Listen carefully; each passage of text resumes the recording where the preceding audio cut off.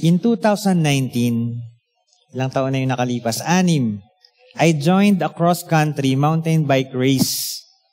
Hindi po ako nag-cross ng other country. Yun lang yung tawag sa discipline ng bike race na sinalihan ko. So marami pong uri ng cycling events. So merong yung mga naka-skinny na kasuotan, tapos pabilisan sa flat na road. Yan, yung sinalihan ko po ganyan. So mix po siya ng kalsada at mix ng lupa sa kabundukan ng San Mateo sa may Timberland. Yan, it was a 30-kilometer race. Paakyat, pababa, paakyat, pababa. May mga bato-bato, may mga lubak, may mga butas, at may mga gano'n na ginawa yung organizers para sa aming karera na sinalihan. It was difficult, tiring, and a long race. Para sa akin, mahaba na po yung 30 kilometers kasi hindi naman po ako talaga competitive sa sport na to. Yan. So, dalawang category. May category po kasi yung mga baguhan, mga 30 kilometers. Meron yung mga pang-expert, mga 60 kilometers sila. So, mas malayo yung kanilang binisikleta. Tsaka mas iba yung difficulty ng terrain. But it was my first time ever to race. Yan. Hindi ako nakarera ng takbo eh. Wala akong sinalihang swimming na mga karera o kotse na karera. Bisikleta lang ang unang-una na nasalihan ko na race. So, I was very excited. Actually, Sunday yon, nagsimba pa ako rito. Yung family ko lang ang nag-church dito kasi Sunday event yan. So, after nun ay nakasimba pa ba ako? Hindi na yata kasi pagod na pagod po ako nung ako ay umuwi. Like the Apostle Paul, in several of his letters, he compared the Christian life to a race, long, demanding, and often marked by trials and difficulties. Yung binabanggit ni Apostle Paul na race sa kanyang mga sulat na ibinigay sa mga early Christians, it is not a sprint. Alam niyo po yung sprint? Yung mga konting metro lang, pabilisan, at matatapos agad ng ilang segundo. Doon po mahusay si, yung Olympic champion na si Isaiah, ano apelido niya? Bolt. Yon. Usain Bolt. Yon. Pero ang buhay Kristiyano ay hindi po pabilisan at hindi paiklian, but it is like a marathon. A marathon of faith, perseverance, and obedience. Yet, for those who press on and remain faithful to God, there awaits a victor's crown. A reward not for speed, but for steadfastness. The finish line is not just the end of life, but the beginning of eternal glory with Christ. Tayo po'y manalangin. Lord, sa umagang ito, ina-ask po namin ang inyong banal na Espiritu na tulungan kaming unawain ang inyong salita nang sa gayon makuha po ito ng aming puso. Matutunan namin, Panginoon, at matuto kaming sumunod sa inyong inuutos at ma-encourage kami, Panginoon, sa pamamagitan ng inyong mga salita. This is our prayer in Jesus' name. Amen. 2 Timothy is the last New Testament letter written by Apostle Paul. Paul wrote these words while awaiting execution by Rome. At this time, Timothy was leading the church in Ephesus. Paul writes to Timothy in order to encourage him. Paul is facing the worst of all hardships that he experienced. Parang last time po, naikwento ko rin po kasi yung mga pinagdaanan na paghihirap ni Apostle Paul, di ba? Pero ito po yung todo na. Kasi alam niya na malapit na po siyang i-execute, malapit na siyang mamatay. So he encourages Timothy to stand strong in his faith with a reliance on the written word of God. This letter echoes many of the themes Paul uses in his other letters to the early Christians. Sa Timothy chapter 4 po, binigyang diin ni Paul ang kahalagahan ng pagde-defend ni Timothy sa kanyang pananampalataya laban sa mga maling turo at laban sa mga false teachers noong kanilang panahon. Paul also openly admits that his life is nearly over. So Timothy will need to continue the ministry of the Lord Jesus to reach and preach even without Paul. Parang ano po to, last will and testament na ni Paul para kay Timothy. Paul's final words in 2 Timothy are both a heartfelt goodbye and a strong reminder for Timothy to stay faithful, hold on to true teaching, and lead with courage even in trials and suffering for the sake of the gospel. The life of the believers during the time of Paul and Timothy is not as easy as what we are experiencing now as Christians. Kung ikukumpara po natin yung buhay na pinagdaraanan natin ngayon na sinabi rin natin dati na ang dami nating problemang kinakaharap, ang dami nating mga challenges sa buhay, mahirap mabuhay ngayon bilang Kristiyano, lalo na po nung kanilang panahon, no? Dahil sila ay pinipersecute.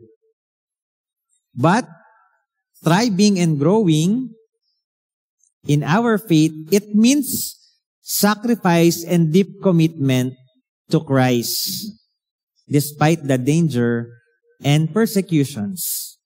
Believers face threats from both religious leaders and political powers, and stand firm, often meaning to lose their status. Nung panahon po nila Apostle Paul, kapag kumalaban ka doon sa mga Jewish leaders, you may lose your status. Mataas po ang posisyon ni Apostle Paul sa Sanhedrin, subalit sa kanyang pananampalataya kay Jesus, naging ganun ang kanyang situation at siya na ang pinipersecute. Yet, their faith was not shallow. It was tested, it was refined and proven through suffering. Sino po rito yung ayaw niyong maging mababaw yung inyong pananampalataya?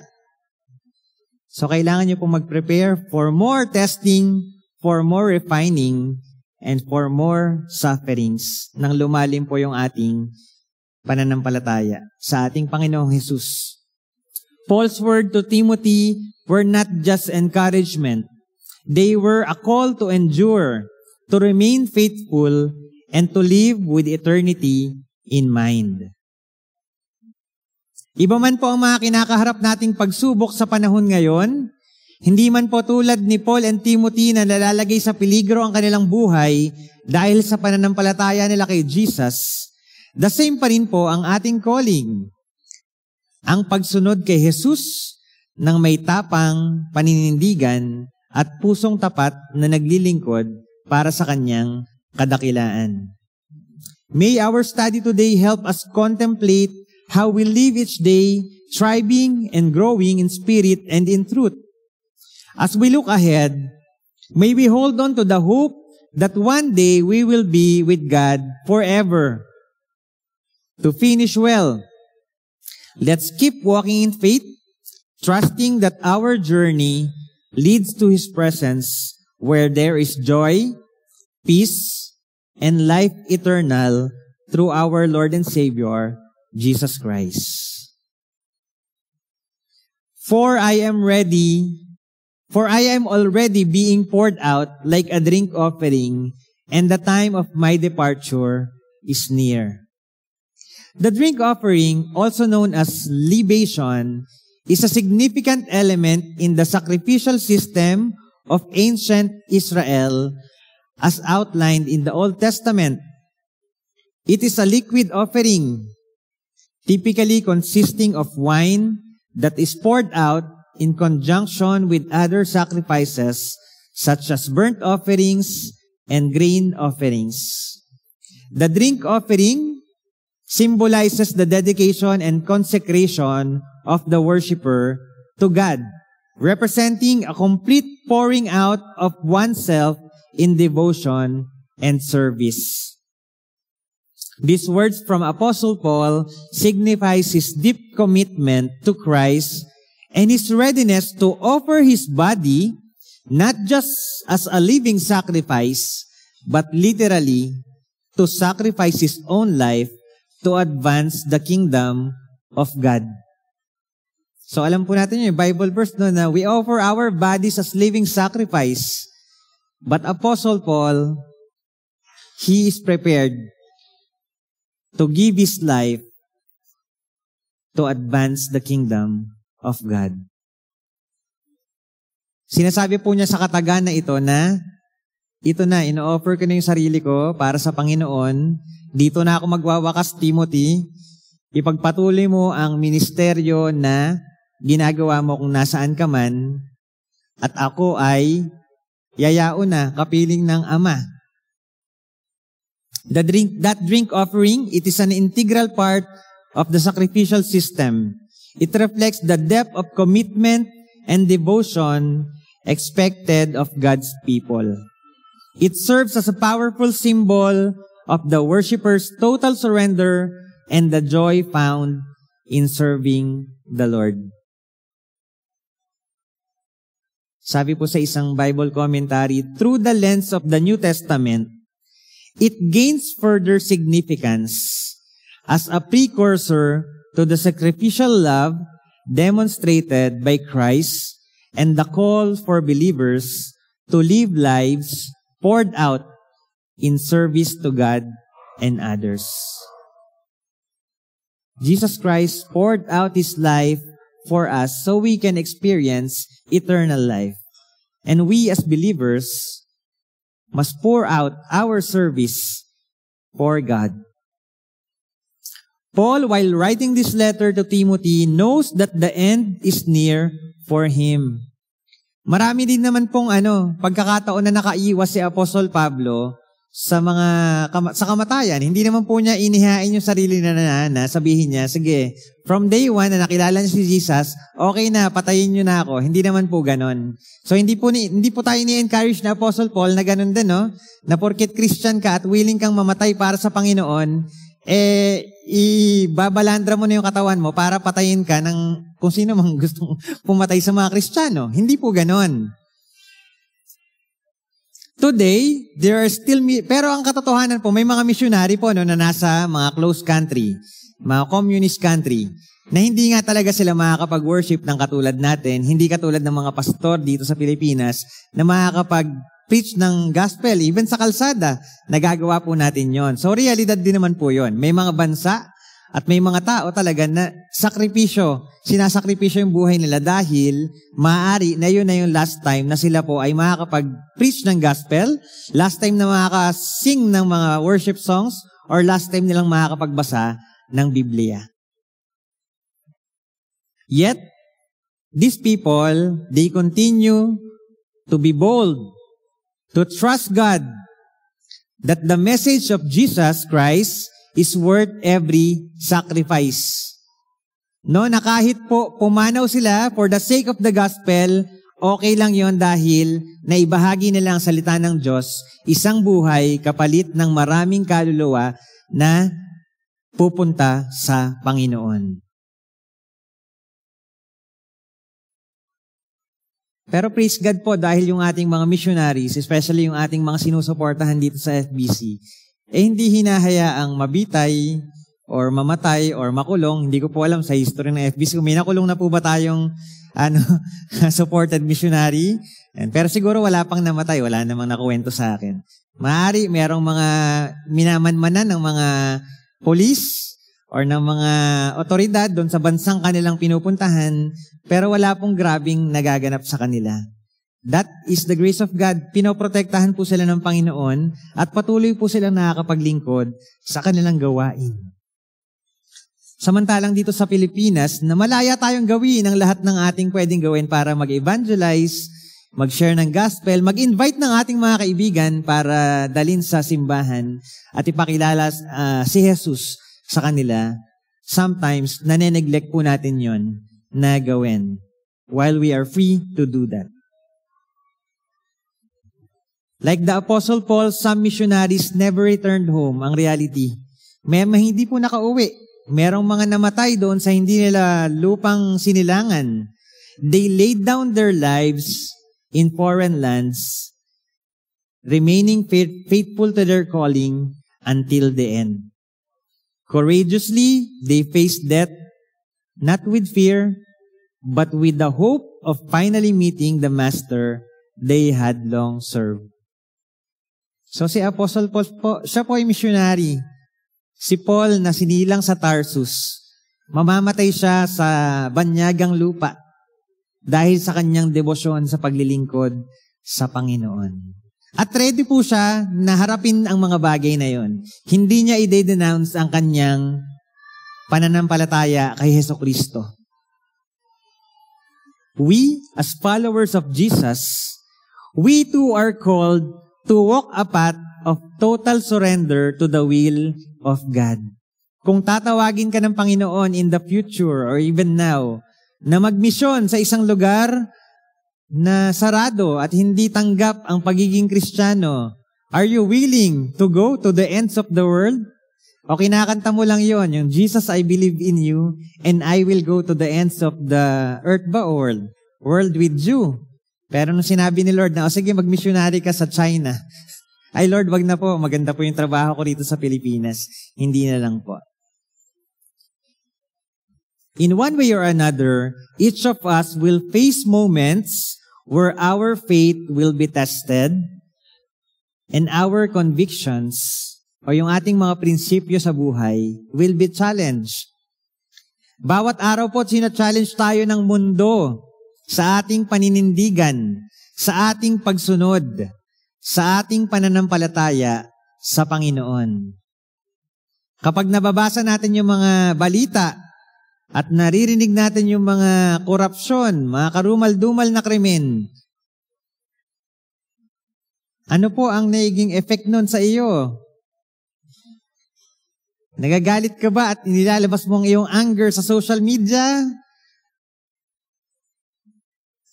O nag-iisip ka ng isang biblical reflection na may kinalaman sa issue at doon mo gustong mag-reflect?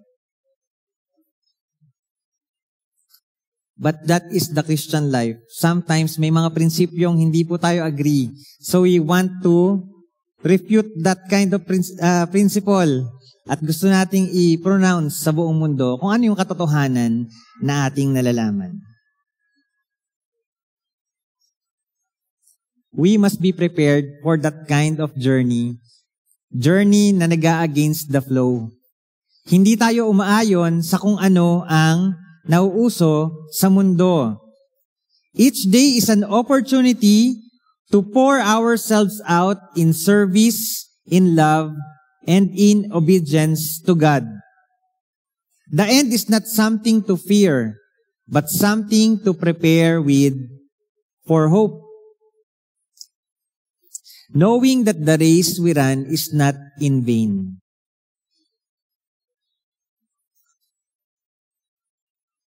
Are you ready to run the race? I'm sure tayo na po ay nagsisimula ng tumakbo sa race. And we are enduring every trials and every challenges of our Christian life. But how are you preparing to journey until the end? What sacrifice is God inviting you to make today as your act of worship?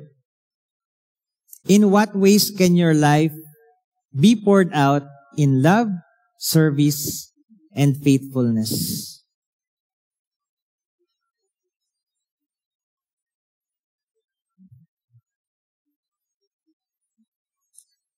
Verse 7, I have fought the good fight, I have finished the race, I have kept the faith. Throughout his ministry, Paul used the picture of the race and the Christian being an athlete running that race.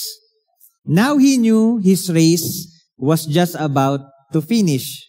Matatapos na po yung tinatakbong karera ni Apostol Pablo dahil alam niyang siya ay malapit nang kunin ni Lord. Papanaw na po siya. I-execute na po siya ng Roma. Sabi po sa Acts 20:24, however, I consider my life worth nothing to me. My only aim is to finish the race and complete the task the Lord Jesus has given me. The task of testifying to the good news of grace. To the good news of God's grace. Sabi po sa Corinthians chapter 9 verse 1 Corinthians 9:24, do you not know that in a race all the runners run, but only one gets the prize? Run in such a way as to get the prize. So sa totoong karera po sa lupa, isa lang po yung nagcha-champion. Pero wag po kayong mag-alala. Bilang mga Kristiyano, we run the race together and we will get the prize together. In Hebrews 12, he said that we must run the race with perseverance. In Philippians 3, he challenged the believers to press on toward the goal to win the prize. So yung Acts po tsaka Hebrews, different author po yun. But commonly, yung mga Hebrews o yung mga Hudyo, they know the, yung prinsipyo of having a race. Kasi wala naman pong ibang mga other na mga entertainment. Konti lang mga entertainment noong unang panahon eh. So isa po doon yung karera. Pagtakbo, pagsakay sa kabayo, o kung ano pang mga pwedeng sakyan. So this is the race that we must focus on to finish. We must focus on to testify the good news of God's grace, to share the love of God to all the nations in the name of Jesus. So how do you testify about the good news, about the grace of God? How do you share your faith to other people? When we live in a way that reflects God's goodness and grace, our everyday actions become a powerful testimony. Kapag pinapamuhay po natin yung ating pagiging Kristiyano, napaka-powerful po na testimony yun. Makikita tayo ng ibang tao na, oy, si brother, oy, si sister, medyo iba ang kanyang dating. Kapag kasama ko siya, natutuwa ako. Kapag kasama ko siya, hindi ako nalulungkot. Whether we are talking to our friends, to our family members, or even to strangers, our words have more impact when people see that we're truly living for Christ. People don't just hear what we say, they see how we live.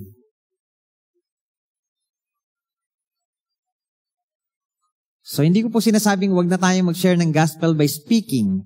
Sabihin po natin, i-share natin sa ating mga kaklase, share natin sa ating mga katrabaho, sa ating mga kapitbahay, mga kamag-anak, yung kabutihang tinanggap natin sa pamamagitan ng grasya ng Panginoon, sa pamamagitan ni Jesus Christ. At the same time, ipapamuhay natin ang ating pagiging Kristiyano. Nang sa gayon, yung ating binabahagi by words ay magiging effective. What I speak here in the pulpit will be more effective if I am being a good example of these words. So mahirap po, no? Kasi ang realidad ng buhay, magkakasala ka talaga, magkakamali ka, may inis ka. Subalit patuloy po tayong minomold ng Panginoon so that we can grow, thriving, growing well. Are you a growing disciple of Jesus? Nagsusurvive ka lang ba sa iyong Christian life? Or are you thriving in your walk with Him? Are there visible growth in your spiritual life, starting from the moment you received Jesus Christ as your Lord and Savior up to today? Anong pinagbago ng iyong buhay? A thriving disciple of Jesus is marked by a deepening faith in Christ, a growing love for His people, and a life increasingly aligned with His purpose. From the moment of salvation, when you receive Jesus Christ as your Lord and Savior, our journey should reflect spiritual growth. We must grow spiritually. We must mature in our Christian life. We must love other people so that the love of God will reflect in our life. We must have wise decision and daily choices that reflects the will of God in our life. Yung mga pinipili nating desisyon sa buhay, kailangan habang tayo ay nag-grow na mga Kristiyano, yung mga ginagawa nating desisyon ay naaayon sa kalooban ng Panginoon.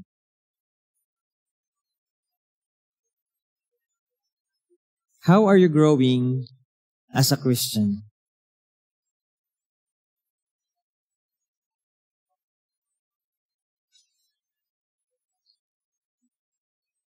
And yung verse 8 po, now there is in store for me the crown of righteousness, which the Lord, the righteous judge, will award to me on that day.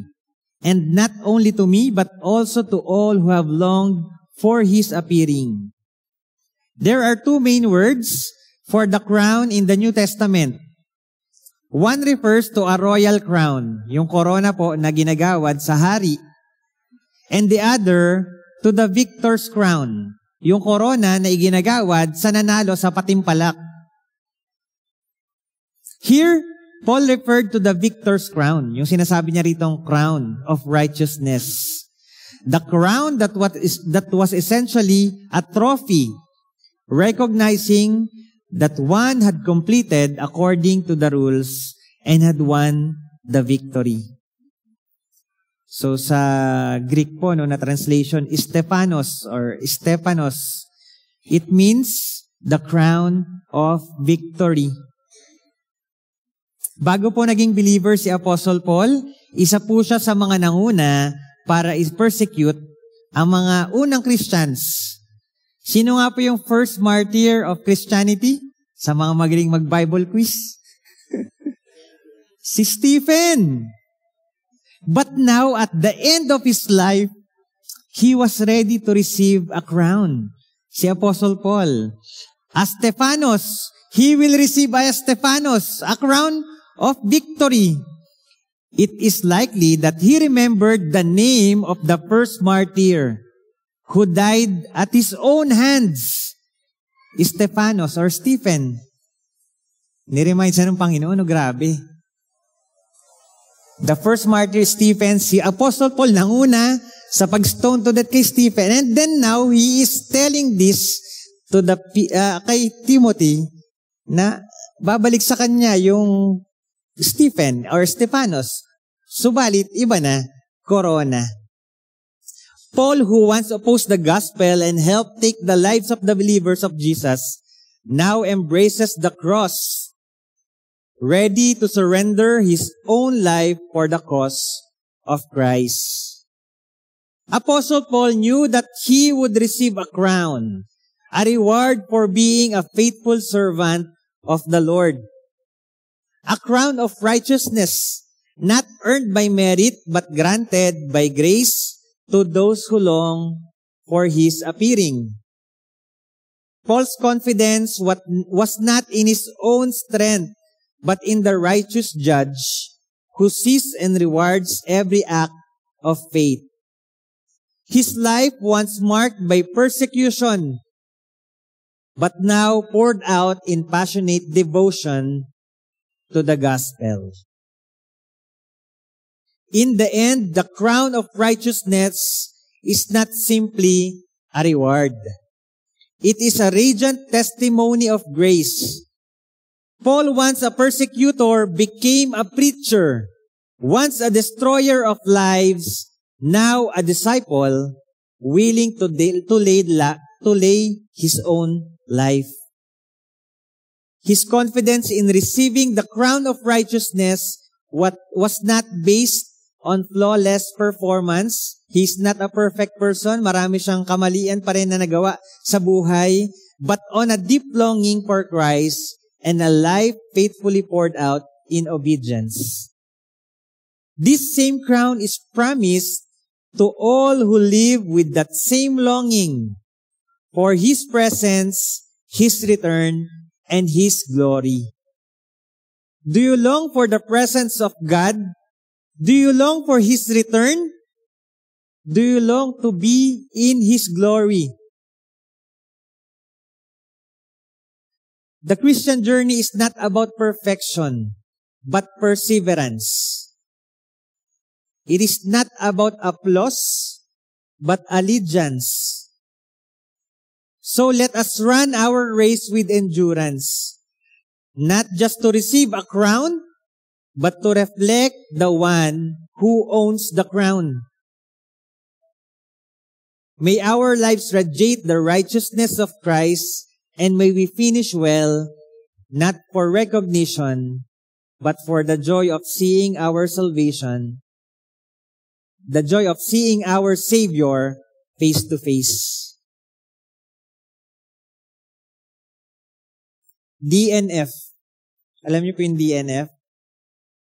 Sa mga nagmamarathon o sa mga sumasali sa race, I did not finish the race. Yung kinuwento ko po kanina.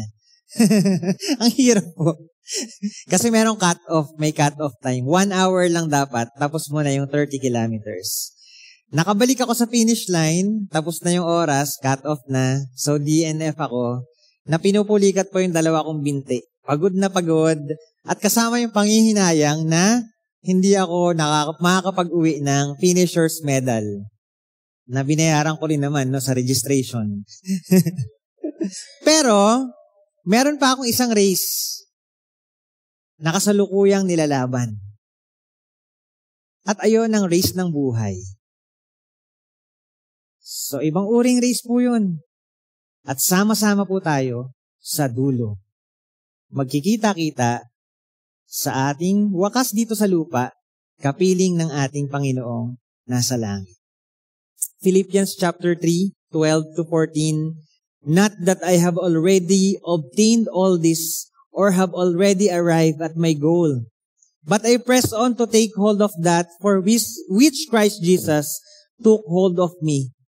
Brothers and sisters, I do not consider myself yet to have taken hold of it, but one thing I do, forgetting what is behind and straining forward what is ahead.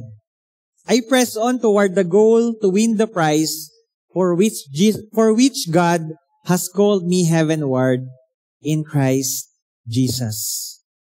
The race of life is long and tiring, and there will be challenges along the way. It is not about how good we start, but about how we finish well. The Christian journey, God has prepared us for His own glory. Tayo po'y manalangin. Maraming salamat, Panginoon, sa challenge na ito na aming narinig ngayong umaga. And yung reality, Panginoon, na medyo simple lang naman ang buhay namin dito sa Pilipinas, basic lang. Hindi naman po nanganganib ang aming buhay. At hindi namin alam, Panginoon, kung kailan niyo po kami kukunin. But we are here, Lord. Help us to endure this race of life as we serve you as true disciples of Jesus. Dalangin ko po, Panginoon, na bigyan niyo kami ng kalakasan. Gamitin niyo ang community ng Faith Baptist Church nang sa gayon, Panginoon, sama-sama kaming magte-train to be a good disciple of Jesus Christ. Nang sa gayon, Panginoon, magkikita-kita po kami sa dulo. This is our prayer. In Jesus' name, Amen.